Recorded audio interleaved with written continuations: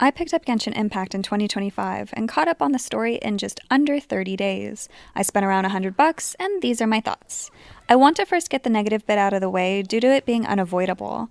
I also want to establish I am a purist in terms of authorial intent. I consider even the act of Pokemon back when I was 9 years old changing onigiri or rice balls to donuts to be a crime worthy of a life sentence in prison. The English localization, and by extension the voice reading, is awful. Nothing will ever change my mind on that. No one saying, but this character is well done, in a 6-paragraph diatribe in the comments is going to change that, but feel free to type it out anyway, if only so that way I can shrug it off and go, well, no, it's not that good though. The English is inconsistent in presentation of characters, adds in Gen Z jargon, and some very unfunny quips. And yes, I went and found the people responsible for this, and they're about as stuck up their own ass as you'd expect them to be. I want to make very clear, losers like this who bastardize an author's intent because they think they can get something across better is a creative's nightmare. If anyone wanted something that they made, they'd be a bestseller, but they're not. They're working for subpar wages, trying to cling to relevancy. Because of how god-awful it was, normally I would have played the entire game in Chinese. However, I still wanted to enjoy the story as I went, so I had to play in Japanese so that way I could pick up on what was actually said. Unfortunately, in most cases, I still had to go look up the player character's choices because he's silent. The illusion of choice aside, it was still fun to role-play elements of that throughout the game. I then went, of course, and looked up fan videos from China and Japan to fill in any lore missing pieces or some characterizations.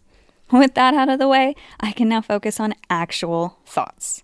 Is Genshin worth picking up in 2025? Absolutely. The story was a joy, and there's a little something everyone can relate to at some point.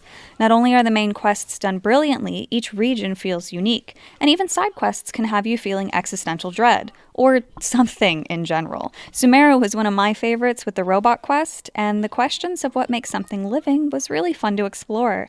I love the way the authors continuously revisit concepts and themes, but in very different ways throughout each area. Also, I do apologize if I butcher any words, and I will be referring to characters with nicknames frequently. Please refer to any pictures on the screen if I confuse you. It is obvious from the writing that they were a little torn on how to present the traveler. Is it a self-insert or a character with feelings and goals? Sadly, both, which means it struggles in terms of identity, but unfortunately is made 10 times worse thanks to the English localization. I used Aether for obvious reasons, but there is writing in the game that also only makes sense if you're chasing after the sister character. The Carrie Bear storyline definitely alludes to that. Carrie Bear? Caberte? Care Bears? Care Bears. His name is Care Bears now. Anyway, moving on. I love the Traveler visually. I like his writing a little less so, but there's a line that has always stuck with me, and that is that the Traveler bears witness to the events of Tevat. He is the only character to remember forgotten elements, and out of respect, keeps the truth hidden. He just wants to save his sister, but she found another blonde guy to peg, so she's just perpetually being a bitch, who claims her motives and actions will become clear at the end of Aether's journey, showing the cyclical nature of time. This is invoking some Targaryen breaking the wheel vibes. Whole story is exploring morality, relationships with gods, where the strength comes from, the idea of true long-term success versus short-term games. But are we really just watching a story unfold? I think that this line falters, because we're not just bearing witness to the world, we're actively changing it. We helped with Duvallin, the second region we had to literally save ourselves, which we have god powers. Mortals sort of did something, but well, like I said, we're not immortal and the power of the gods was still invoked. We actively muck around Sumeru and prevent mommy issue boy, who I want to make worse, from unleashing his god complex upon the world. That's not a witness. That's not an observer. This is an active participant in the experiment set up by whatever forces are at work, be it fate, which is commonly discussed, or the heavenly principles, or Paimon herself. You never know. When comparing the line between Chinese and English, there is little difference, but the English version is a bit more wordy and leaves an open-ended concept to perhaps even its future, suggesting that there could be two outcomes, that there is a future or that there isn't. But again, the Traveler is not just a witness, we are an active participant, so why this line? To me, and within the context of experiencing the game within 30 days, it just felt like an early idea that was later ignored. But the concept of it is interesting, especially with the roles of fate. This also suggests no matter what we've done, things would have happened anyway, which is kind of hard to sell. The Traveler is special. The ability to break free from certain control, like in Sumeru, the people would have suffered far more if we had not acted. If we merely observed, then who knows how long they'd be stuck in dream loops and then die. I can't say that there's a single character that I dislike. I have ones I like more, but I don't outright dislike any character. Each one feels unique, and just like with Pokemon, someone is someone's favorite somewhere. Venti was a love of mine from day one of release, but due to motion sickness, I put the game down during the dragon fight. Only years later did I decide to power through, but that's because of the previews of Verissa. I absolutely fell in love with her.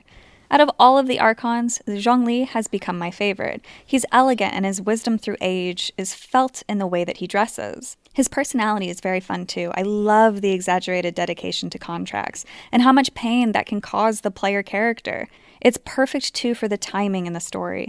We go from someone who is carefree, Venti, to someone more serious, Zhongli, to Inazuma, where we see essence of corruption. In Inazuma's case, it was misguided concepts. Later on, they handle corruption differently. Each region's characters all fit the aesthetics presented in the region, and the additional text is fun to read. Tignari was the 5-star I wanted the most out of what I could get in a standard, and I ended up getting him back-to-back with Farina. No one beats his jiggle physics. I have noticed a higher frequency of female characters, and while that's cool, I love collecting beautiful waifus and giving Aether a much-deserved harem. Male characters are just as important. They add a sense of relatability to the world because you need both good and bad females, and you need both good and bad males too. Both men and women will affect a world with their choices, and honestly, the dudes offer a nice balance of cool factor. Ignore the fact that I'm a femboy collector. I picked the game back up for Verissa, as stated above, but it's the men that really got me hooked. Each one is different and expresses emotion differently, and exploring that is a lot of fun. I didn't think I would fall in love with Riesli? Prison Daddy, the way that I have, but his playstyle is a joy, and I force him onto every little team that I attempt to make, though I just kind of bounce between him, Tignari, and Farina the most. There is something to fall in love with for every region. I love each design, food, plants, architecture, all of it. Each region feels like its own culture, and they do so well to include similarities between them for connecting points between characters, but overall maintain their own concepts. Each region is obviously based on some real-world equivalent, and there are plenty of videos breaking down all of those on a technical level. In terms of experiencing them within 30 days, these differences made each region fun and hard to leave. Fontaine was the easiest to just sit around and enjoy the music for, but Sumeru was the one that I spent the most time exploring so far. Natlan offered an aesthetic of life that I wish I had, with that more carefree beach-style life, since I can never have that thanks to my sun allergy. I also sat among the hot springs and just took in the scene for a good few hours. I really don't have anything that I wish for more that wouldn't be unrealistic. I know that they have to make the game containable for mobile devices, and I'm not going to pretend I'm an expert in knowing limitations of that given the size of the game already. And I haven't even finished all the side quests. However, despite everything I just said for my love of every region, every single night I had a ritual. If I was not quest locked, I would actually go back to Mondstadt. I don't know if it was just early game nostalgia or an emotional connection because of Venti, but I would find myself wandering around and just listening to the world. It was my chill time. I'd come back here for daily quests and farming Mora and level up materials, and I just enjoyed myself. I don't have a particular real-world obsession or out-there appreciation for medieval Europe, the same way that my husband does, so I can't really explain it beyond an irrational attachment. I am very excited for Sneezeland. Sneezia? I don't know how to pronounce it. And I will admit to absolutely adoring Russian architecture and culture. Russian depictions in games have always leaned towards the snowy winterscapes and vibrant buildings for cities, then getting more humble on the outskirts. And I like the contrast. Tartaglia? Tortellini? I don't know what to call him, but he's delicious either way. His story with his brother had me very, very excited because the moment that you see the younger brother, the hat is a dead giveaway that he's no local. They are an excellent teaser for what's to come, though. Conria is only really spoken of, we don't experience it yet, but I assume we will in some capacity. Though there isn't much that I can comment on for this segment, I will say the aesthetics of those associated with it are beautiful. I love their eyes, I love the clothing, and it leaves me wondering just how beautiful the city was. I'm always excited for any piece of lore that pops up. Existential dread and pondering the mysteries of life and death and where we all fit in our own universe makes this game perfect for someone like me, but the sibling chasing can get a bit goofy at times. The Traveler to me has a character, and he won't act the way that we would. He doesn't think like we do. And Archons, by extension, also speak in broader strokes than a mortal ever could. I think the sister being as vague as she has been for all this time, though, is a bit frustrating. But I think that that's the point. Accepting that doesn't make it a complaint, it's just acknowledging the story beats. I can see why long-term players say what they do about the story to an extent, but I experienced it all within 30 days, so my perception is different. Long-term players had to stew with questions, sometimes for years. I had the luxury of experiencing it within such a contained amount of time, so I'm not able to understand fully some players' frustrations. And I apologize if my perception is not necessarily on par with maybe other people's realities. Back to the story, though, I really like how we impact regions differently. Duvallin was an external threat that was personalized to dear sweet Venti. The problems of Liyue were Zhongli's own doing in a sense, but stemmed from contracts from long ago and his desire to move on. Inazuma was a misguided woman after eternal life because of the fear of death, essentially, causing her own problems, but also being the solution in a way. Sumeru was stunning in that we were dealing with direct corruption in the controlling body of the country. Fontaine was external corruption, which was a brilliant lie to trick the gods, since Dragon Judge Daddy wasn't evil like I thought they'd set him up to be, and Prison Daddy was just a hunky daddy to experience. It was a very wordy segment, but I enjoyed it all the same. Natlan was our first real experience with war, actual large-scale war, and again, within the limitations of a mobile game, this was done brilliantly to get the point across about death and how war impacts a nation. But each of them share the common theme of exploring how archons or gods impact mortals, and if it's really a good thing or not. The first half of the game really makes you think that you're doing the right thing, and the Fatui are just point-blank evil. But all of that shifts when you start to team up with them, or become sympathetic to them later. We outright defend Tortellini, and at least I personally was screeching at the iPad, "Where is my ginger?" as I waged through Fontaine. Come around to Natlan, and Capitano is easily one of the most fascinating characters in the entire series. And I love this. I love the ambiguity because it is hard to do right, and I think it's truly charming how they're handling it. The idea of a godless nation run by humans was somehow punished or looked down upon by the divine is truly great. If I make any comments here that are answered in side quests, by the way, I'm just exposing that I haven't completed them yet, so forgive me. But I think the most telling and interesting elements so far come from Zhongli and his contract. He's not allowed to speak on the things that he participated in, possibly 500 years ago. If he was part of the downfall, he isn't exactly a good guy. But the player never truly views him as a bad guy. Do the Fatui do wrong? Absolutely.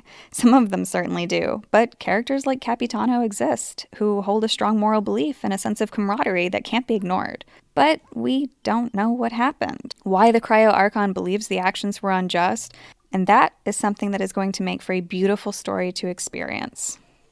Despite doing this in 30 days, I still had plenty of time to do some character quests, some side stories, including the long one about Marianne. I was not expecting a side quest to last as long as it did with so much depth, and yes, I am aware now, as of writing this, how long the Aranara quest is. I have not started it, but will after some more exploring and leveling.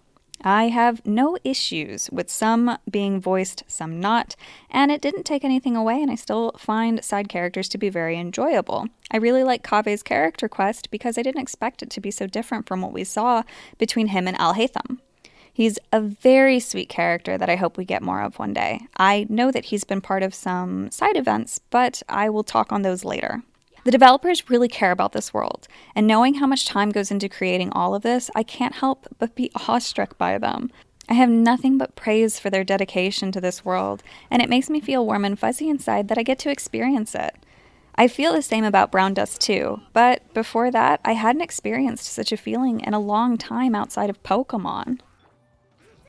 For all the praise that I do have, surely there must be things that I dislike outside of the localization. And I don't actually have many complaints. I didn't have much in terms of graphical glitches. I'm fine with the gacha system because you can play the game 100% free to play.